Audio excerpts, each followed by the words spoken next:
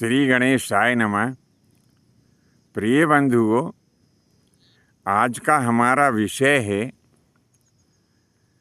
कि संतान अपने माता पिता की सेवा क्यों नहीं करती। तो बंधुओं, इस विषय में हमारा कहना मात्र इतना ही है कि हम जब अपने धार्मिक ग्रंथों से दूर हो जाते हैं तो ऐसी स्थिति निर्मित होना स्वाभाविक है।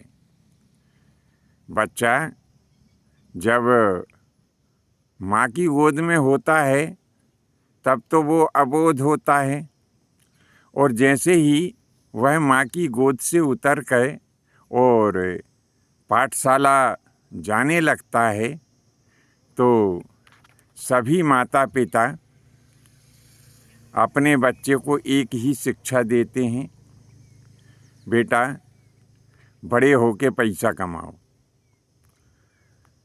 हर एक माता पिता यही शिक्षा देते हैं। एक लोक कहावत भी है, कैसी कि करिए बेटा सोई जेमें हड़िया खदबद होई। हम अपने बच्चों को कभी ये शिक्षा नहीं देते। मैं ऐसा नहीं कहता कि आप पैसे कमाने के लिए उन्हें प्रेरित ना करें। ये परम सत्य बात है कि इस दुनिया में बिना मुद्रा कमाए कोई कार्य नहीं चल पाता है, लेकिन मुद्रा ही सर्वप्रधान नहीं है। मुद्रा के अतिरिक्त यानी पैसे कमाने के अतिरिक्त और भी बहुत सारी चीज़ें मनुष्य जीवन में होना चाहिए। तो और वो है नैतिकता, अपनी जिम्मेदारी, अपना उत्तरदायित्व। तो ये सब चीज़ें हमें कहाँ से प्राप्त होंगी? ये सब चीज़ें या तो हमें संत पुरुषों के संग करने से प्राप्त होंगी अथवा हमारे जो धार्मिक ग्रंथ हैं उनके पठन पाठन से प्राप्त होगी। लेकिन होता क्या है कि हम अपने बच्चों को कहते हैं, अरे बेटा ये धार्मिक ग्रंथ पढ़ना तो पूरी जिंदगी है, इन्हें अपने शेष जीवन में पढ़ लेना। अभी तो तुम अपनी पढ़ाई के ऊपर ध्यान दो। अरे भाई, जो पौधा होता है ना, उसे आप बचपन में जैसा नवा दोगे वो वैसा ही आकार ले लेगा। जब आपने बचपन से अपने बच्चों को धार्मिक और नैतिक शिक्षा दी ही नहीं है तो वह अपनी जिम्मेदारी कैसे समझेगा? आपने तो उसे बस एक ही शिक्षा दी कि बेटा बड़े होके और तुम्हें बहुत दौलत कमाना है। तो आपने जो शिक्षा दी है उस शिक्षा को उसने सिरोधार्य कर लिया। वह बड़ा हुआ, खूब पढ़ लिख गया और पढ़ लिखने के बाद में विदेश चला गया। अब विदेश चला गया, विवाह हो गया उसका, उसकी पत्नी भी जो है कहीं ना कहीं सेवा देने वाली हुई यानी नौकरी करने वाली हुई, तो वो भी काफ़ी पैसा कमाने वाली होती है। फिर माता पिता का क्या करते हैं कि माता पिता को वे किसी ऐसे आश्रम में छोड़ देते हैं जहाँ की उनकी देखभाल होती है। हालांकि इसका वो पुत्र अथवा पुत्रियाँ जो भी हैं वो उस आश्रम को पूरा भुगतान करते हैं। जो आश्रम के लोग हैं, जो आश्रम को चलाने वाले हैं, जो उनके माता पिता के ऊपर अपना सेवा व्यय करते हैं, उसका उन्हें पूरा भुगतान उन माता पिताओं की संतान की तरफ से प्राप्त हो जाता है। लेकिन एक चीज़ उन्हें प्राप्त नहीं होती है। कौन सी चीज़ है वो जो प्राप्त नहीं होती है?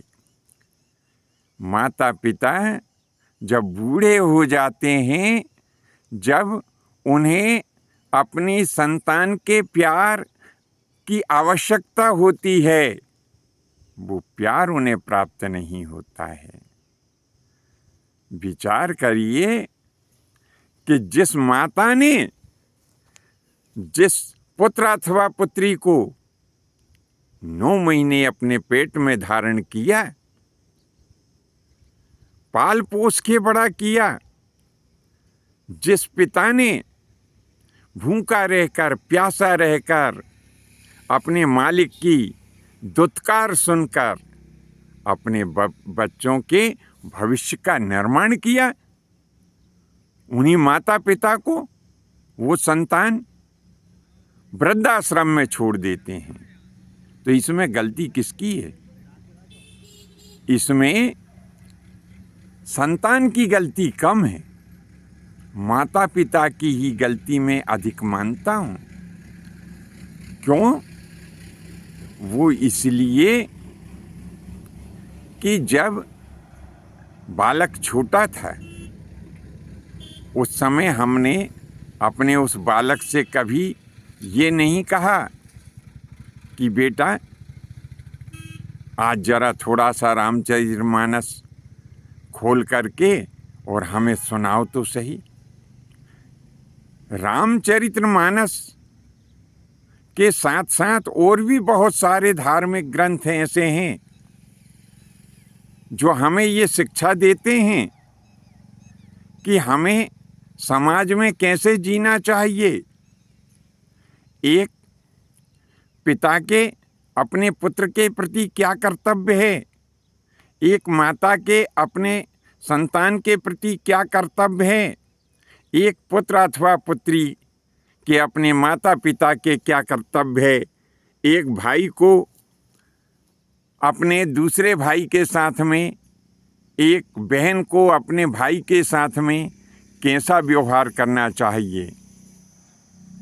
ये सारी शिक्षाएं हमारे धार्मिक ग्रंथों में भरी हुई पड़ी हुई है। वर्तमान में ऐसा सबसे सुंदर ग्रंथ है रामचरितमानस, जिसमें ये सारी शिक्षाएं हमको बताई हैं।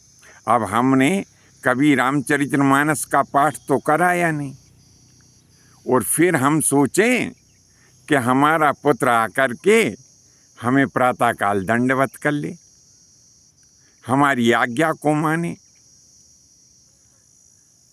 एक पत्नी ऐसा विचार करे कि मेरा पति सदैव मुझे प्रसन्न रखने की कोशिश करे, तो जब माता पिता ने अपने पुत्र को कभी रामचरितमानस का पाठ कराया ही नहीं है, तो वह पुत्र कैसे प्रातःकाल उठ करके अपने माता पिता का दंडवत कर लेगा?